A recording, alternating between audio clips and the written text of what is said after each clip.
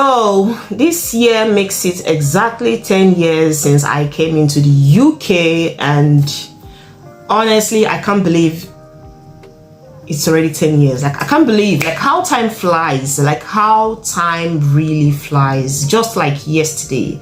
I remember the first day I landed at Heathrow Airport.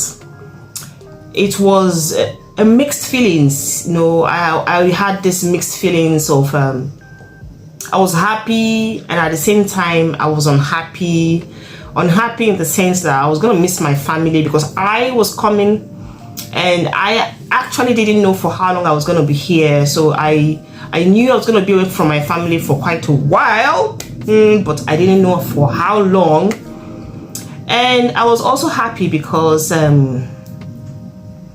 I knew I had a mission to accomplish, and I knew I was traveling for a purpose. So it was just a mixture of the two. And 10 years down the line, I am here. I can't believe how far, you know, things have gone. I just can't believe it. Like, I woke up this morning, I was like, wow, so soon, like 10 years, just like yesterday. It's really, really strange how time flies. You know, that's why people say time is money, because the moment you lose track of time, you've lost something very valuable to you. So I woke up this morning and I was like, you know, thinking about a lot of things that I have gone through. My 10 years experience, my 10 years journey here in the UK has been filled with a lot of struggles. You know, I look back at my struggles, I looked back at my achievements, I looked back at the hurdles I had to skip in my journey to being in the UK. I looked back at so many things, and I just said to myself, well, it can only be God, honestly. Each time I remember when I came, it wasn't easy, honestly. It wasn't easy for me. It wasn't easy in the sense that, you know, a newcomer coming into a strange land, a foreign land, the relocation process is not always very easy, you know. Before I came into the UK, before I settled down into the UK, I used to come to the UK on visits, on regular visits. I used to come with a tourist visa. So I wasn't, this particular coming that I came and I've stayed till this far now is not my first time of coming to the UK. Then I used to come and visit the UK and go back home. But visiting the UK or visiting a country and living in the country, residing in that country, are two different things. When you visit, you don't really see the integral parts of that society, of that community where you are. It's very much different from when you are now residing in that country. You are participating in the community. You are integrating in the society. You are contributing all that is required of you. They are two different things. It was when I came, this other one, this very one I am still here now, that I saw that, wow, you know, there's a lot of things I never knew in the past, in my previous visits, that I now know. And my struggles were really, really, you know, like I said, it's not easy when you come into a country, a strange land for that matter, and you decide to stay, you decide to, like, you know, just blend with the society. It was not easy for me, in the sense that when I came in, I struggled. You know, I struggled because I didn't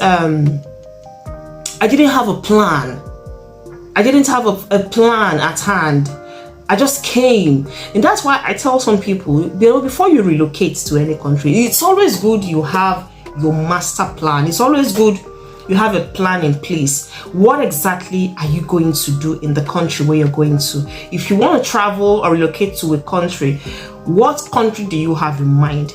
In the first place, you put into consideration the language. Like, for one, I initially, when I was much younger, I used to say I want to go to France. I've always wanted to go to France because I studied French in my diploma. So I thought, okay, fine, why not go to a country that speaks French, where you can, build your French language very well and, do something out of it. So France was my, dream country then.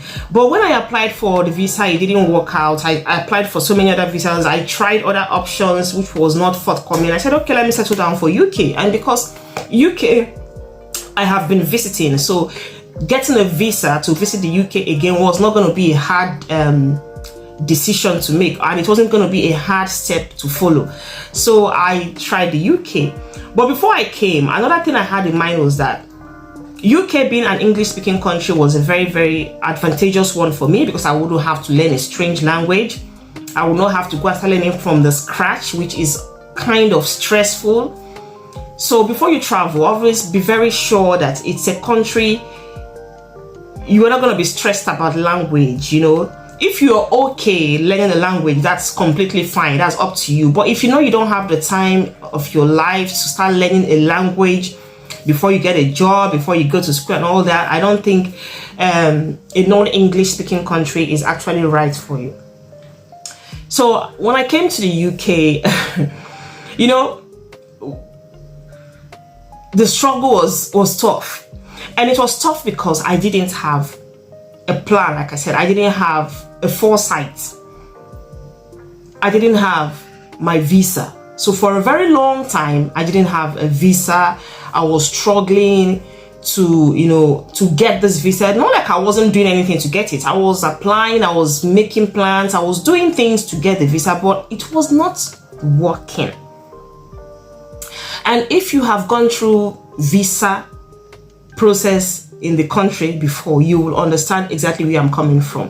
When you apply and you apply severally and all you keep getting is a rejection upon rejection upon rejection, especially when you're not trying the right routes, we're not trying things properly. Like I just came in, I didn't have a proper advice on what to do. I didn't have a proper advice on the kind of visa route I should take. I didn't have a proper advice on exactly the step to take. Because there's one thing is to take a step. Another thing is to make sure that step is the right one. And at that time, I was not in the right step. I was in the very, very wrong direction. And I was in this wrong direction, repeating the same process over and over again. And while I was repeating this process continuously, I was getting the same result, which was a no. Rejection upon rejection. So I did this for a very long time, wasted my time, wasted many years. All through the period I was, going in and out of the visa problems. I couldn't work. I couldn't go to school. I was just there. And you know what it is to just sit down, doing nothing. Time is flying all over your head. Your mates are achieving their goals, your mates are moving forward, your mates are in school, the ones that are getting their degrees are getting it, the ones that are getting their postgraduates are getting it, the ones that are working, those into business are making money. Things were happening around me, but unfortunately I was not part of that thing happening. So I was just like that for many years, and that was my major struggle. Because I couldn't do what people were doing. I couldn't do what I wanted to do. I've always had it in mind to, further my education. I am a graduate back from home. So I wanted to do a master's or have a second degree. But here I was at that time just sitting down doing nothing because I wasn't permitted to do anything. And I was just like that, hoping that one day, very soon I'll get my visa, very soon I'll get it, very soon I'll get it. And then this was it. It started like that, from 1 month to 2 months, from 2 months to several months, and then it rolled into years and nothing happened. And in all of this, I was trying very hard to remain sane, because one of the struggles you will definitely encounter abroad if you don't have a plan in place is if you don't have a visa. Like, that's the major even if you have money, even if you have so much wealth, you think you have the cash around you, but you don't have a visa of the country you are residing in, I don't think you are fully grounded in that country yet. It's just like you're living in the shadows of the system. Nothing is happening around you that involves you because you're not permitted to participate. If you understand what I mean, you're just there. Like nobody sees you. Nobody acknowledges your presence. You're not contributing to anything. You're not contributing to the society. Not because you don't want to contribute, not because you're not strong enough to do it, but because legally you are not fit to do it. So, and that was the position I found myself at that time. And this carried on for several years, and it was a real struggle. I was depressed. I can't. In fact, that was the time of my life when I knew what the word panic attack really meant. I used to hear this word panic attack. I used to hear the word depression, but I never really knew what it was. Like, I might have experienced it in the past, but I didn't know that was exactly what it was called until I found myself in this situation where I couldn't do anything, and all I had to do was sit at home. And then, when you're idle, you begin to think a whole lot of rubbish. You begin to you while away your precious time doing nothing. Sometimes I try to hang around with friends, but the hanging out with friends was just to like kill that depression, was to kill that whole stress I was going through. And it helped, because it's even worse when you don't have people around you and you are in that situation, you're in that mess. Like, it's good to even associate with people who will encourage you, lift your spirits and all of that. So I found myself in all of this mess for a very, very, very long time. And in all of that whole difficult situation, I was raising a child. I was still, trying to make ends meet as a mom. I was still trying to play my role as a mother. But there were certain things I couldn't do. There were certain things I couldn't do.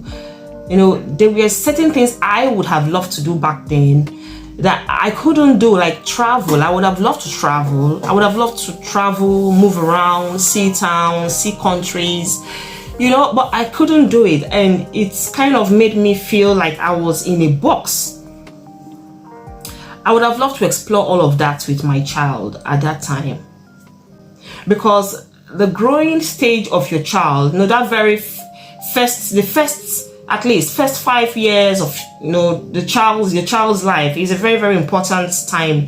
It's the time when you really need to bond with them and all of that. I had all the time in the world to bond with my child because I was not doing anything. I was unemployed, jobless. So the only job I had then was taking care of my child, which I loved. And if I must say, that was one very big achievement I had at that time.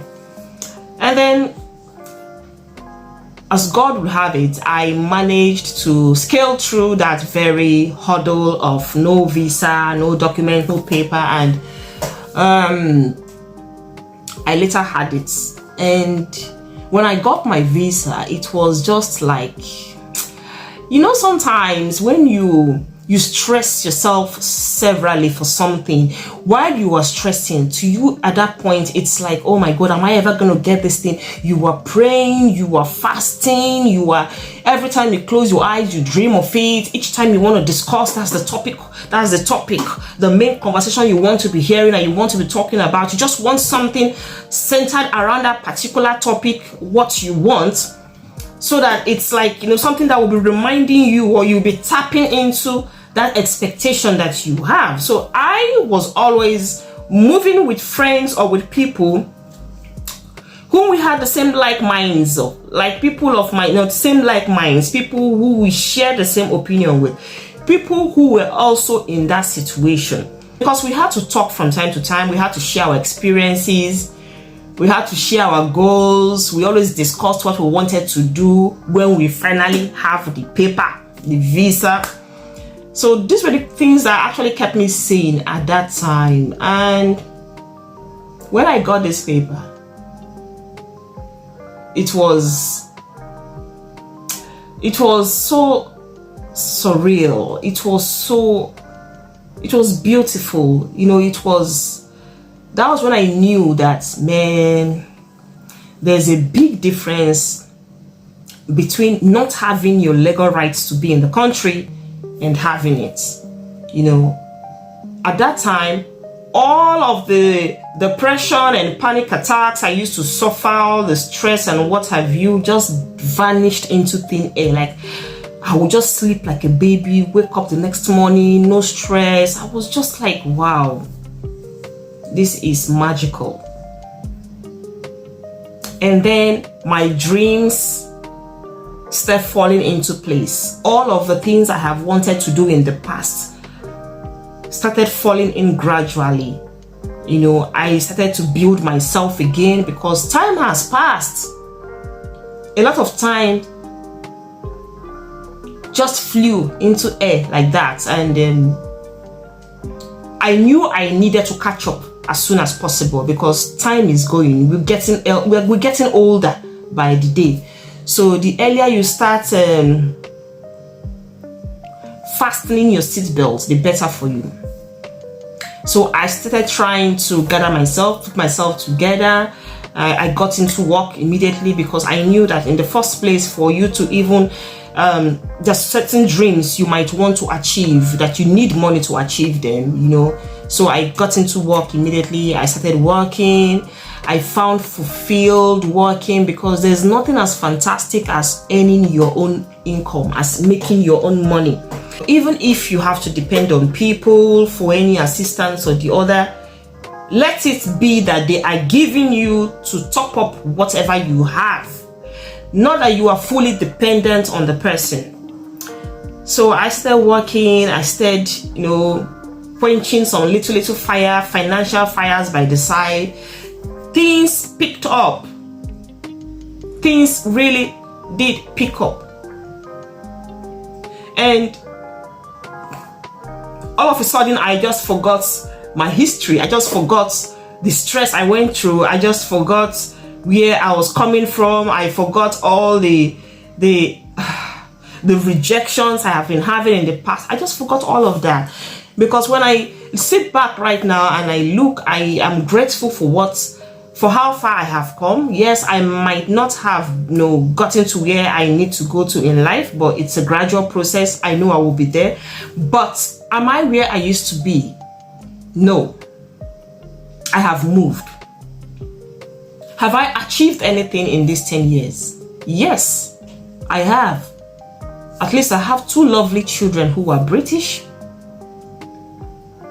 I have a more stable life now. I can actually sit down properly and plan my life, and it will actually happen the way I have planned it because I now have the keys in place to move my ideas.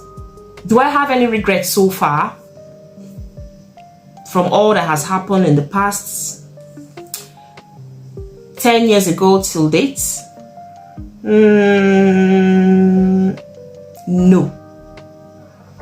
No regret so far. I do not regret the years I wasted trying to get a visa if I didn't get it. I don't, because it also has its own impact in my life. It also builds me. Like, it also made me who I am today. I am now able to cherish certain things in life.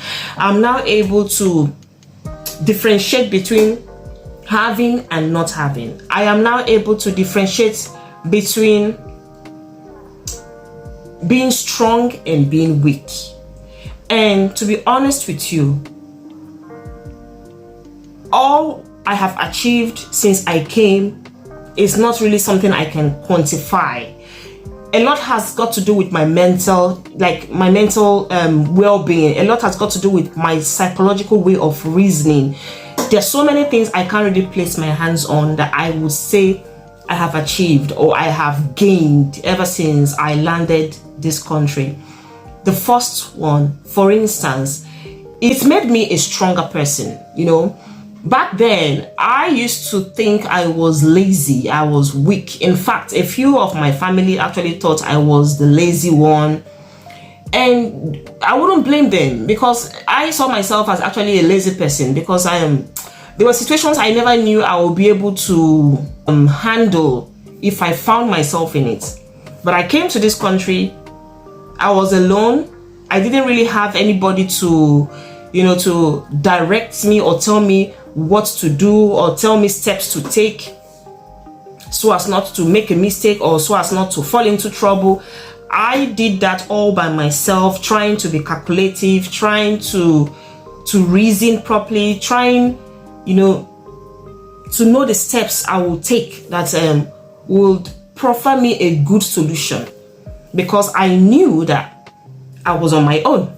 Any mistake I make, I will be held responsible, and I would not have anyone to blame for it. So I had to sit up.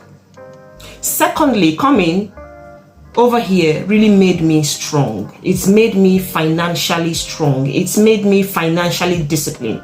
Back then, when you're surrounded by family, you want this, you ask this uncle, you ask this auntie, you ask this cousin, everybody's giving you money, you're asking around. And because, family, of course, they always want to look after you.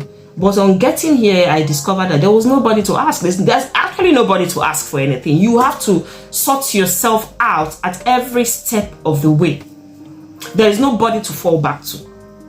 If you don't have money, that's your business. You sort yourself out. Nobody loans you anything. Nobody borrows you any money. Nobody gives you anything. In fact, you carry your own cross. And when I got to that point and I discovered that, wow, so I'm on my own. Yeah, it's made me sit up, and I became very calculative. I became wise when it comes to spending money. I discovered that, man, you don't spend it unnecessarily. You don't spend anyhow. You don't waste money, because there is nobody to replenish you of that money when it's all gone. So it's made me disciplined. It also helped in reshaping the way I think, the way I see the world, the way I see the world in generally. I used to be that gullible person, I used to be that kind of person that believes anything. I used to be that kind of person you can just fool around spiritually and I will fall for it.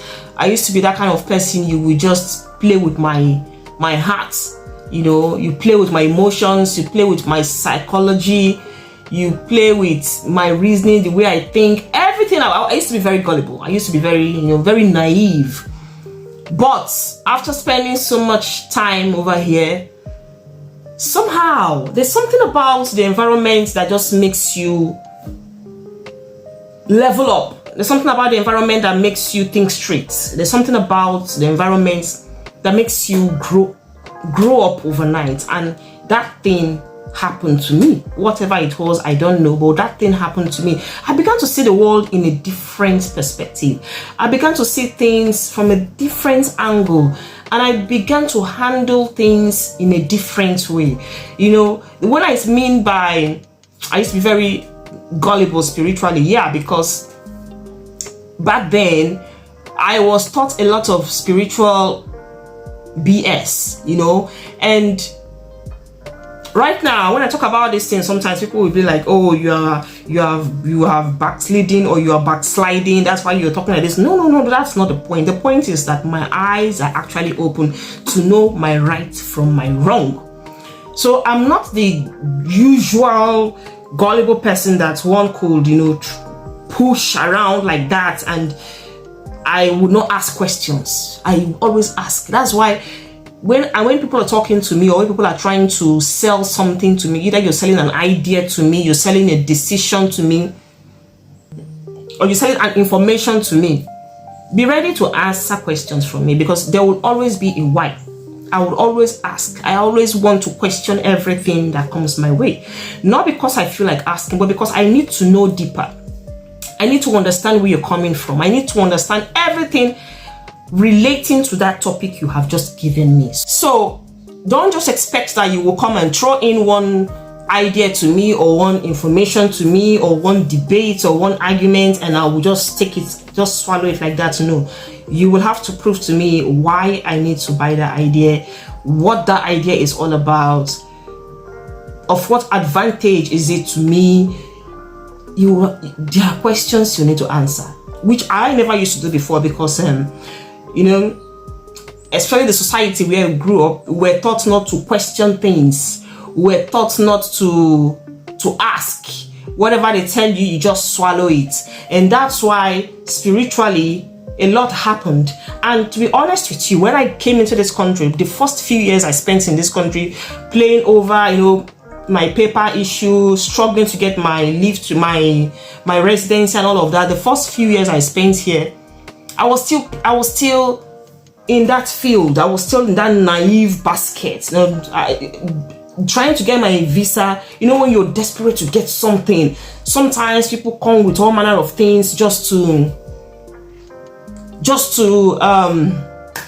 sell to you, because they know you are desperate to get something. So they bring up different information, different ideas they think will profit you, but on the other hand, it's actually them who wants the profit. So I still felt mugu, will I say. I still felt naive into believing that they could actually help me get my visa. That's another story. That's a story for another day. How I was actually conned by people who wanted to sell spiritual ideas for me to get my visa. That's another issue. I still misbehaved initially when I came in, but as time went on, my eyes began to open, and I knew that there are different steps in life. Everything is not spiritual.